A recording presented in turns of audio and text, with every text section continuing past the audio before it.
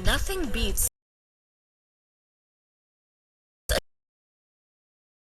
When it comes to these chains, where's the beef? A hybrid of casual dining between a buffet and a steakhouse. Sizzler just opened its doors in Culver City, California in 1958. It offered quality food like New York strip steaks with a potato and bread for cut-rate prices, even banning tipping to keep the price of a family dinner as low as possible. Within 4 years, 100 Sizzler restaurants had opened, primarily in California. Sizzler trudged along as a national chain until the 80s and 90s, introducing items like garlic cheese toast and an abundant salad bar called a buffet court with a sundae station, soup options, and taco bar. You gotta put down at least 3 plates. Aligned with 2 mid-century dining concepts, Steakhouse Fare and the all-you-can-eat salad bar, Sizzler struggled to maintain relevance. In 1996, the company shut down 136 restaurants and let go of 4,600 employees, exiting the Midwest altogether. Sizzler filed for Chapter 11 bankruptcy in 2020 great place to be across the street. Shutdown severely impacted business. As of 2023, Sizzler was down to around 80 locations, most of which are in the company's home state of California. A restaurant pod in Columbus, Ohio. We have the best chicken dinner in the universe. New York Steakhouse in 1966. The restaurant successfully expanded into a chain over the next decade by opening locations in shopping malls. In 1976, the restaurant division of the General Mills Corporation purchased the entirety of York Steakhouse and grew it even more. At its peak, nearly 180 York steakhouses were serving up steak, chicken, and fish, with a potato, roll, and salad included. Now time to snack. I love you. Mall sit-down restaurants disappeared in favor of food courts with fast food options. Even the reasonably priced York Steakhouse couldn't compete, and the number of locations slowly dwindled. By 2023, only one remains, in York's hometown of Columbus, Ohio. For residents of New York and New Jersey, Charlie Brown's Steakhouse was an institution. The elevated, family-friendly restaurant offered premium cuts of beef and prime rib with the trimmings, as well as a self-serve salad bar. Charlie Brown's opened in 1966, and within 4 decades, nearly 30 would cover New Jersey. Because if loving steak is wrong, I don't want to be right. But the company began in 2010. With poor revenue across the whole chain, operator CB Holding Corporation shut down 20 of its 49 locations. 9 restaurants remained open, and operators even opened 5 new steakhouses by the decade's end. But when COVID hit, the 14 outpost chain across New Jersey couldn't survive months of dining room closures. 8 of the 9 steakhouses permanently went out of business, but Charlie Brown's parent company later opened 1 more. As of 2023, 2 are open for dinner, 1 in Woodbury and 1 in Scotch Plains. The 80s and 90s spawned a new era of concepts. Outback and Texas Roadhouse debuted then, and still dominate the sector decades later. They far outlasted another contender, Lone Star Steakhouse and Saloon. It served up an idealized version of Texas cuisine. Huge steaks with big portions of seafood and salads. Originating in North Carolina, by the end of the 90s, there were 265 outposts. I've been working here 44 years. Ain't nobody ever ordered nothing. Welcome to my house. Haven't seen it anywhere. But the chain suffered huge financial blows during the economic crisis of 2009. At that point, Lone Star's parent company closed 27 of its 179 restaurants. By January 2017, just 16 and as of 2023, there's just 1 Lone Star left in Guam. Launched in 2004, BLT Steak sought to combine French bistro vibes with chef-centric reinventions of classic steakhouse favorites. In the early 2000s, it grew into a moderately sized string of elegant establishments, offering familiar fare like porterhouse and New York strip steaks, wedge salads, oysters, and their famously massive fresh-baked popovers. If you want, we eat somewhere else. And the subsequent financial fallout would put BLT BLT steak almost out of business. Parent company BLT Restaurant Group shut down the dining rooms of its flagship Manhattan restaurants during the lockdown. In April 2020, BLT received a $3.3 million PPP loan to keep the business alive, but with no on-site dining and limited staff, it wasn't able to receive PPP forgiveness. With its revenues tanked, BLT shut down 4 of its U.S. restaurants and filed for Chapter 11 bankruptcy in March 2022.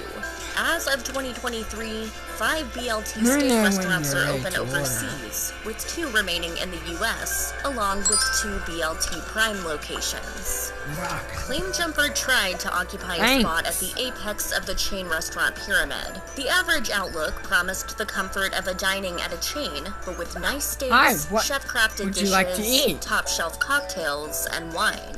Following the massive economic problems of 2009 and 2010, Claim Jumper filed for Chapter 11 bankruptcy. At the time, the company had amassed as much as $500 million in debt and had as little as $50 million in assets. Hey, then, what would you like? Claim Jumper restaurants were still pulling in customers in the Midwest and on the West Coast. The chain survived bankruptcy, but it's a much smaller operation than it once was. In 2023, only 11 Claim Jumper steakhouse and bar locations remain operational.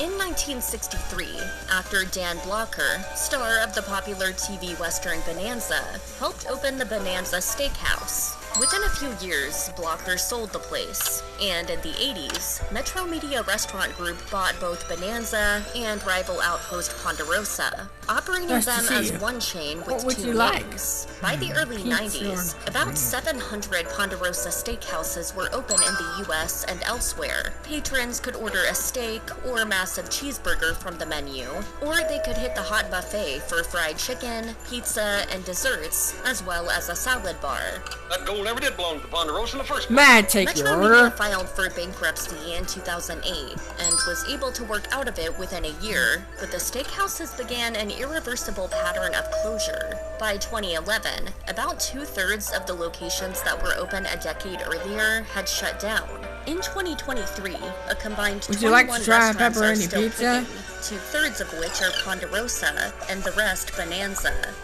In 1974, Bill McCormick and Doug Schmidt, the owner and manager of one of Portland's oldest restaurants, Jake's Famous Crawfish, branched out to launch McCormick and Schmidt's, a moderately priced yet classy establishment. The restaurant expanded its menu to include dozens of seafood options, as well as steakhouse-style cheeseburgers and classic steak dinners. It also grew into a sizable chain. At the time of the chain's initial public stock offering in 2004, it operated 51 locations in 22 states, and that number grew to 80 by the time of its 2012 purchase by Landry's Hospitality Group.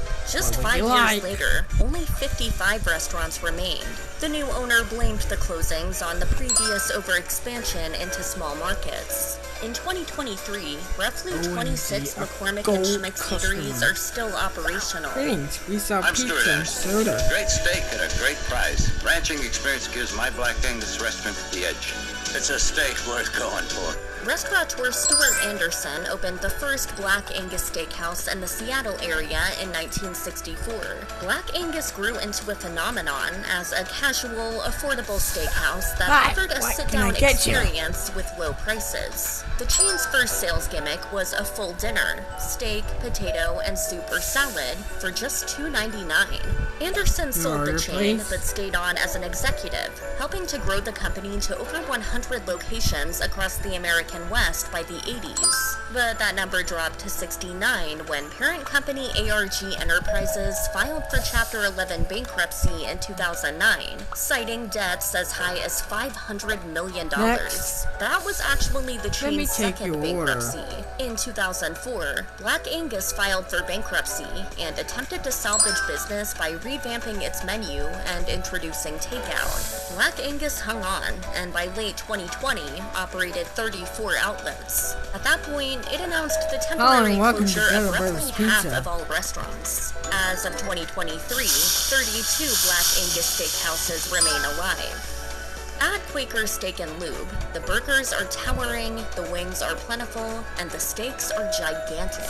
An institution in Pennsylvania and surrounding states since it first launched in 1974, Quaker Steak and Lube outposts feature an old-fashioned service station theme. With over 40 years experience, this is a brand that is growing. By 2014, Quaker Steak hit hard times. The company reportedly failed to make loan payments, and Wells Fargo sued to recover some of the outstanding $4.14 million in debt. That came right around the time a franchisee sued the company after an attempt to expand into Texas flopped. In 2015, Quaker Steak and Lube filed for bankruptcy, and truck stop company Travel Centers of America acquired the chain. The purchase was completed within a year, and TA ran Quaker Steak as a separate division, while also opening a few new outlets inside of its travel plazas. Still, Quaker Steak isn't nearly as far-reaching as it once was. Down from 59 spots, it now numbers just 34, primarily in Ohio and Pennsylvania. Sirloin Stockade helped popularize the idea of the family-oriented, moderately priced steakhouse, starting out in 1966 with one restaurant in Oklahoma City. In addition to offering full steak dinners, each outpost also featured a large buffet, ice cream, and a full-service bakery. Locations were easy to find, with most properties including an oversized metal or fiberglass cow on the premises. When competing chain Golden Corral acquired Sirloin Stockade in 1982, the steakhouse brand consisted of 118 company-owned restaurants and 71 franchised outlets. The chain still functions as it once did, as a steakhouse and buffet place all in one, but it has significantly scaled back operations. As of 2023, just 9 Sirloin Stockades are open for business, with most